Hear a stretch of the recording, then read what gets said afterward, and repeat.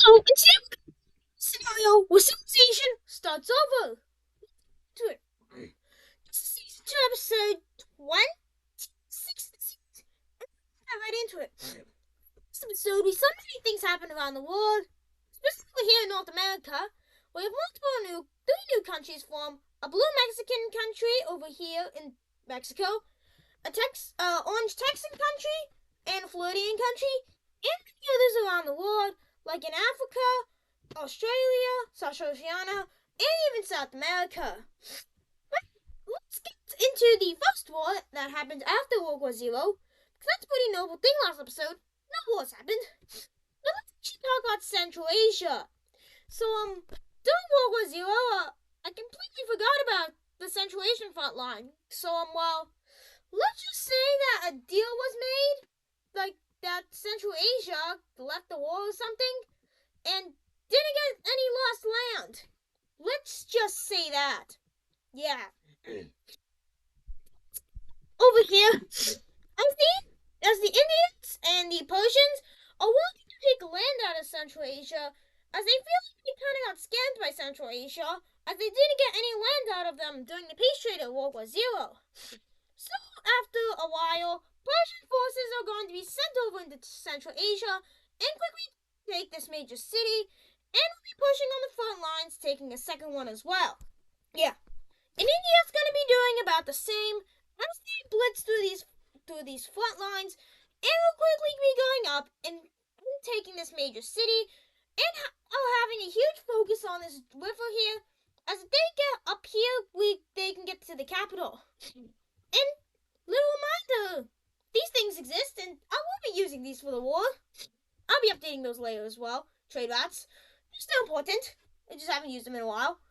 We'll go up and take this major city, and slowly but surely go around this river, and be targeting north, as that's where they want to capture this major trade route. Its goal is to capture parts of this trade route, because if they can capture this part of the trade route, then they won't have as many issues against Egypt, because Egypt is currently their rival. Yes, if we can see in the Arabian Peninsula, Egypt has huge influence over here that, well, the Indians want. Well, they can't get influence over there because of Egypt's influence, but, well, Egypt is starting to circulate on the power rankings. I haven't updated these, but think about looking like this. Well, Egypt is number 2, and they're getting close to passing India in power. So, their goal is to capture this trade route and basically own the crossroads of Asia, so they will basically control the Silk Road, or the equivalent of it, and their own route. So, if any nation will want to go from Europe to Asia, or East Asia specifically, they will have to go through India, and that's India's plan to basically dominate this whole area. Yeah. Eventually, the Indians will be going ahead and sort of pushing up, as their goals are to take major cities and reach this trade route. But the situations will be able to put up a pretty hard fight against the Indians, as they know how important this trade route is to them, considering they having rivalry with Egypt. Yeah. Persia, we've seen Persia have a huge focus on the trade route, as they go ahead and take this major city along the Caspian Sea and more parts of the trade route, and eventually will be able to take this major city. And they also send a huge blitz of forces down south in order to take this major city, which for some reason the dot looks very weird. I don't know why. But eventually this little still front line here is going to collapse. Yeah. And the Indians are going to go ahead and recapture this major city, and even go up here and take parts of these lakes, as the Indian military is the strongest in the world, but and also economy. But Egypt is close, so yeah, they want that trade route. Yeah, Egypt is pretty big on trade routes. Kinda, they only have one trade route, but still. Yeah. And eventually, parts of Central Asia are going to start to rebel away, as they want to form their own independent republics. Like World War Zero, Central Asia was having some stability issues over in their eastern half, which is where this giant rebellion is going to take place. Yeah. And the Central Asians are basically collapsing, southwards and take this major city. And eventually, this major city will be captured.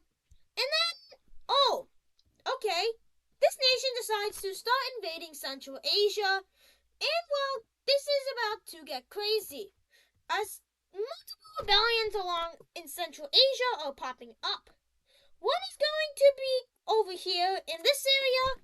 There's going to be another one over here on this trade route, and a bunch of small rebellions that will still be going about. But India is going to finally, reach their goal, and it's going to go ahead and capture part of this trade route, and be able to capture this pretty large chunk of Central Asia. But India doesn't like these little groups here, so India's just going to go ahead and collapse this Orange Rebellion and take more of the trade route. And the Persians are going to continue to move as they take these main crossroads into Asia, but these rebellions are defeated. Yeah. Eventually, the Central Asians will lose their capital to India, and Central Asia is going to be forced to surrender in the Treaty of this war. Yeah. And now we can look at the peace treaty of this war. Here's the peace treaty of this war. Starting over here, we are going to be seeing this eastern part of Central Asia gain its independence, and they decided to put their capital along the trade route. Going over here, we are going to be seeing the red thing, the Volga nation, get this little piece of land and some more trade route. A new nation will be forming here, and is unfortunately very weak as they don't have any trade routes. That's unfortunate. Yeah. But then for the big land grabs, as Persia will be annexing this giant piece of land from Central Asia, which includes a giant part of the trade route, which will definitely boost their economy. In India, oh my, yep, they annexed that. And this is a weird looking map of Asia now, as India just annexed this giant piece of land. But notably, there's no provinces here, so I'm gonna have to update this. Yeah. So, I have an updated province here. But I think this border looks pretty good. Should we have provinces? Tell me in the comments, yeah. But, let's get back to somewhere else. And I'm talking about Greece.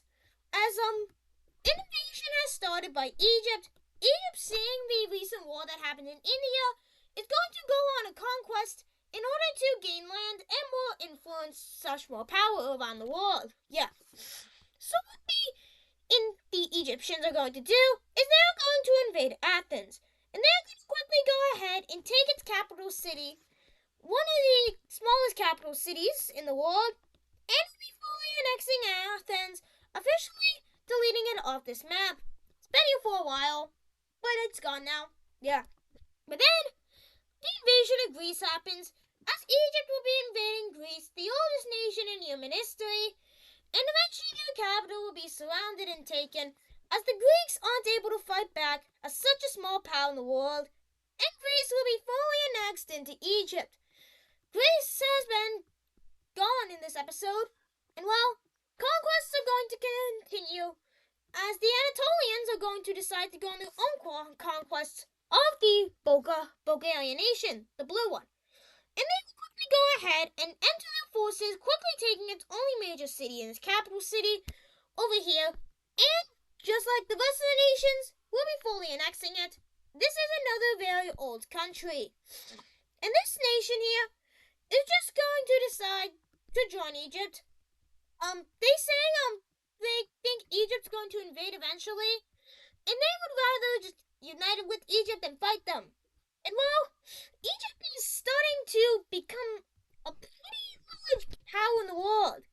Speaking of large powers and trade route stuff, let's look at trade routes now.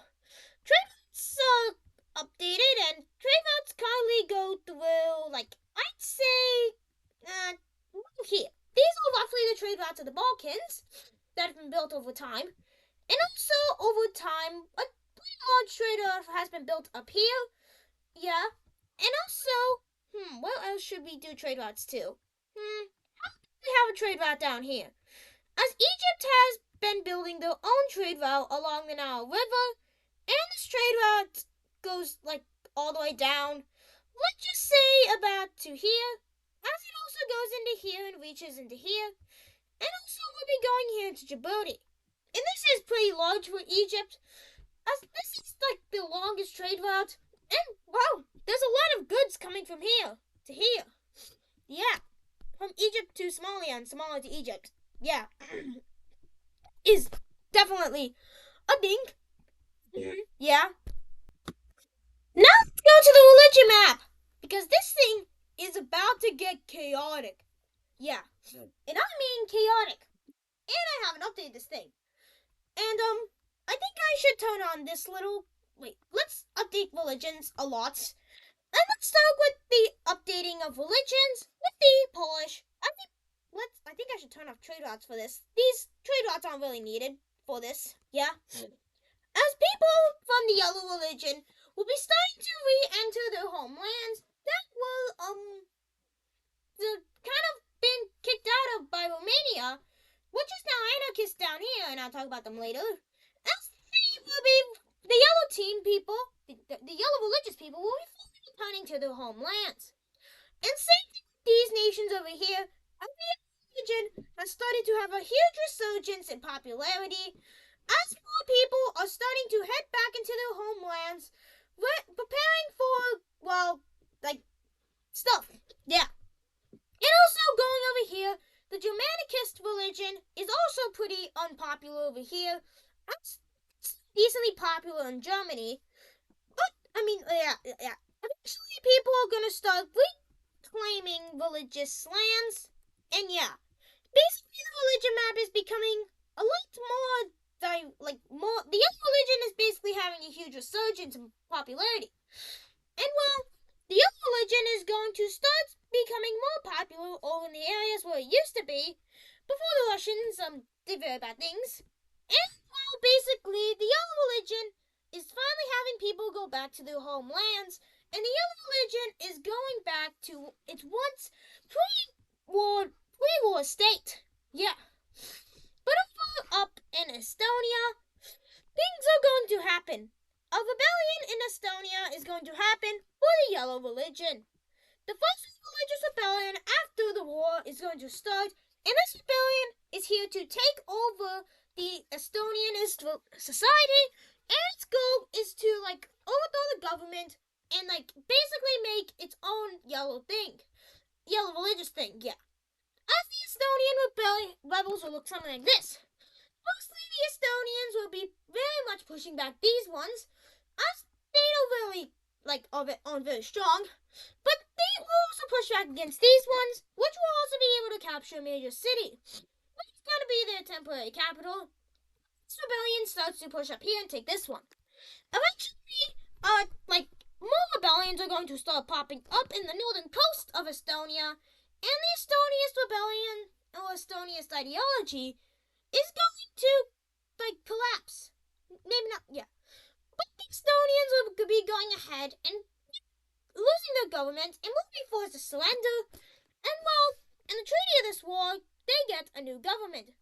A new government that fully abolishes Estonianism and makes its own thing of a combination of Estonianism and the other religion. Oh, you thought it was going to be simple? No. As the Estonian religion is still pretty popular over here. Yeah, and it's getting chaotic over there. But well, people are starting to become more nationalistic for the religion. Specifically in Europe, and many new religious groups are going to start forming in the European theater. The first one is going to be this one. As this new religious rebellion happens over this new religious Russians will be popping up as more people are converting to different faiths. But let me say, this is not a rebellion. This is just more people converting to something that isn't them. Yeah. But this new religion over here in France is going to become very popular as it takes a lot of areas that are French. But also, the British are going to decide to make their own religion of their own, and it's going to be very popular over here in the English area, as this religion is mainly to represent the unity and peace of the entirety of the British Union. And this union is so successful, this religion is so successful, it starts to spread to Ireland. That's interesante. Sí, interesante, yeah. And this religion is going to even start to be resurging in France. British unity in France. That is interesting, yeah.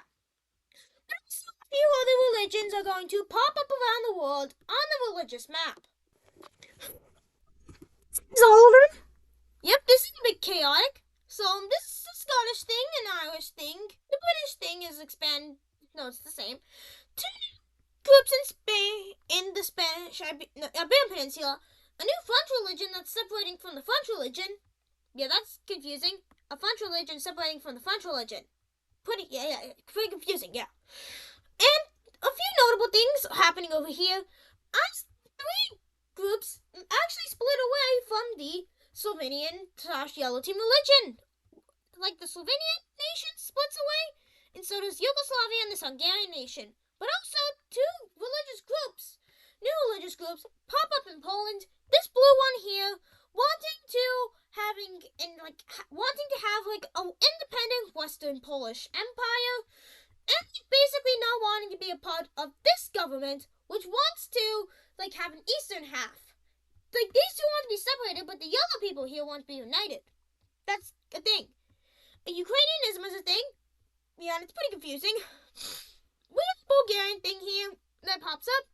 We also have the Anatolian the Anatolian Union religion and the Orange religion here also pop up.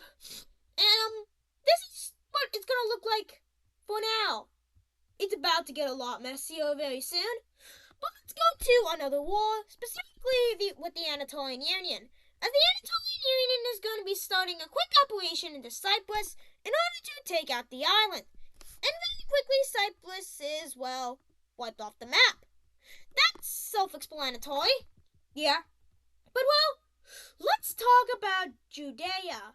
Judea is, surrounded by enemies. On one hand, Egypt wants their territory so they can rival India, and India wants their territory so they can rival, well, like Egypt. Although they want Mesopotamia to have it, but also the Anatolian Union wants it, as they do want some trade route of their own. As you can see, the trade route over here kind of goes around them, and they kind of want their own trade route, so they want to get that territory. And while Judea is going to go into a state of unknowingness as well, yeah, people are confused. Yeah, anarchy is a thing here now. But let's go back to Romania, the other anarchist nation in the world. Seeing two main groups have formed, a few other smaller ones. The group that is formed is over up here, as this group is going to control like the entire northern half of Romania, which will look something like this, and I'll make the color blue, for now, at least. Yeah. And this large group is going to be over here in the south, with this little group here. And the rest of these are a bunch of, like, divided groups. So these two main groups are going to go ahead and make an agreement to go ahead and bring government to these groups that are in here. And, well, Romania's just going to split in half, basically. And we're going to look at what happens here, or the agreement. If the Treaty of the War, Romania will be keeping its color, and a new blue color here will be forming, or Blue Nation. And basically, these two groups are separate. Yeah. But, where should we go now? Well, let's actually go up to the Siberian region, specifically over with these new Central Asian nations and Russian nations, as they will all be expanding, all of them, including this guy here. And well, this nation will be going ahead and working to expand its territory out into more of the Volgan area, and we'll be having a huge focus around this river here, which I'm pretty sure is called no. I'm pretty sure this is the Volga River. Or am I wrong? I don't know, I'm probably wrong, but okay. Yeah, but also the original Volga nation is going to go ahead and expand itself as well, as nations do prioritize themselves over others in this universe, and every other universe, yeah. And the Russians, the new monarchist Russian government, is going to go ahead and be very, expansionist, as they have huge goals in mind and want to prove themselves and prove that monarchy works as a form of government in Russia. So this sort of monarchist government thingy is going to go out and be very expansionist, even more expansionist than the other Russian government, the dictatorship. Just out into Siberian unclaimed lands, not that type that happened over here, that happened in Europe, in Eastern Europe, that Russia did. They were expansionist out there, but this Russia is expansionist out in Siberia, where nobody lives, and absolutely no humans are. So, I guess that's okay. I guess you were the ones who explored it, so. And this is basically what Russia explores. And oh my, these islands are finally getting filled after having the religion on them for forever, and just not really doing anything. Yeah, I actually filled these islands in a long time ago on the religious map, but I kind of forgot to sort of change it back to a blank color. So I'm just gonna fill them in, and it's actually not that purple country that makes their landing, but it's actually Scotland, as Southern Scotland will be making a colony over here in this area. And they will be claiming this little side of the island, and the vision of the island looks something like this. And try to guess who else got the other half. Yep, that makes sense. And yeah, the Scottish nations have been, things I can say. Definitely. Definitely. Let's go over to Asia now, as India is going to continue to massively expand. Yeah, that's the thing. Okay. Oh, okay. India just takes Tibet. Yeah, India just kind of took all that land and no. We're not doing it like that. It's boring. Yeah, it's boring. We're actually going to see is India is going to go ahead and just fully go around Tibet and do kind of but very different at the same time, as they're trying to get out into the open world. Yeah, they're kind of big, but also at the same time kind of small in the grand scheme of things. But India's going to go ahead and basically expand in this river, and eventually will be connecting their territories together right here. And this makes Tibet scared, especially when that happens. Yeah. And while this big new Central Asian thing is also going to go ahead and take more land, as they want to expand their nation more. And is that India invading Tibet? Yep, that's very realistic, right? Yeah. Okay, Tibet. You didn't survive long. Yeah, I guess, but you did survive for 10 episodes, so I guess what? No, it was 8 episodes, yeah. Fill in this area now. The Red Central Asian thingy. Yeah, that's the name, the Red Central Asian thingy. Yeah, that's a very good name, right? As this thing is gonna go, yeah, this thing is going to decide to go ahead and start claiming a bunch of land. And India is, being India, so they would go ahead and start rapidly expanding into this territory as well, which is most likely useless in this time period. Yeah, very smart decisions, right? And India's claimed territory before they officially say that they won't claim any more territory in this area. Well, let's say, it's a good border. Yeah. And also, this actual Mongolia is going to go ahead and start claiming land too. And this claiming of land will be looking something like this. Yeah. And Central Asian, the red Central Asian thing. Yeah. I should probably figure out a name for it. I can't just call it the red Central Asian thing forever. Yeah. I'll just call it Red Mongolia. I'll have to say that. Yeah. And also, yeah, these two countries will also be deciding to expand as well, wanting to become a larger nation. that's self-explanatory. I would want to become a larger nation if I was this small, surrounded by large countries. This territory reclaimed by the Gold Nation here, and more territory is going to be claimed by this nation, this little blue one here. And this blue nation thing will be going ahead and claiming all this land, and while the Mongolians are going to claim the rest of it. And, I'm just going to make a little bit of a better border for this. Which, I'm just giving you a tiny bit more land. And I'll just say, this is the total territory of India. And, well, yeah, India's giant. It's a pretty large country. I can say so myself. Yeah. But also, India is going to start a journey, a very hard journey, and their goal is to discover more of Africa. They are curious on what's happening down here inside of this Southeast Asian area. And India wants more land, so they are going to send 2 boats. Actually, a few, like 2 fleets of boats, one from the capital going from here all the way down to here, and another that goes from this major city here over here to Vietnam, or at least what they think is Vietnam. And well, let's keep track of both of these boats later, or now. Yeah. Starting with this boat, they will be going down, but we're going in this direction, as they intended. But some gusts will be pushing them away, and also some humans that want to be here and shoot them off. Because, yeah. But they already know where they are now. They think they're going this direction, but they're actually going this direction. And these humans, these Indians, will go down here and make a landing in Australia.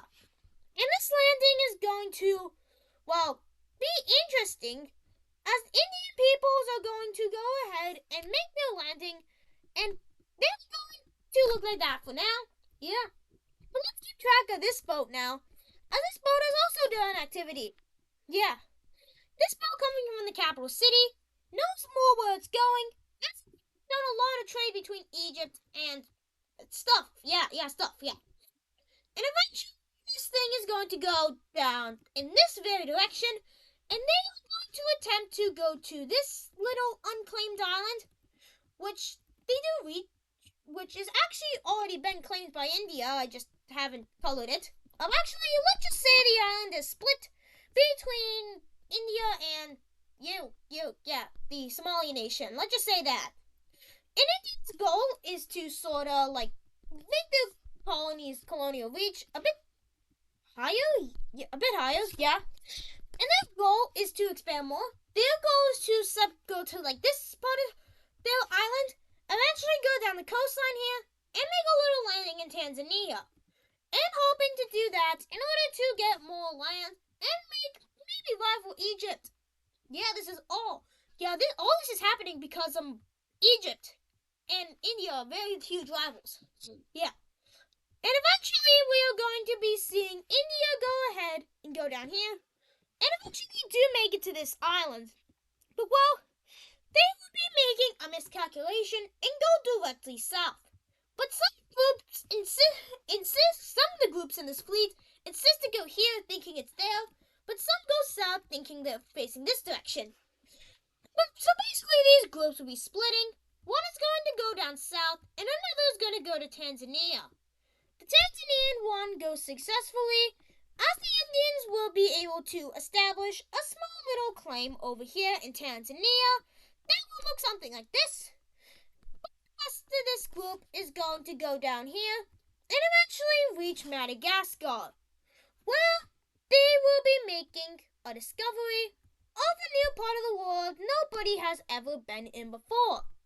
Yeah, that is interesting, I can say so myself. And that's gonna do it for today's video. I hope you enjoyed today's scenario where civilization started over. See you next episode, where we will see a lot more things around the world and make a huge focus on the new continents of the world and religion. Bye!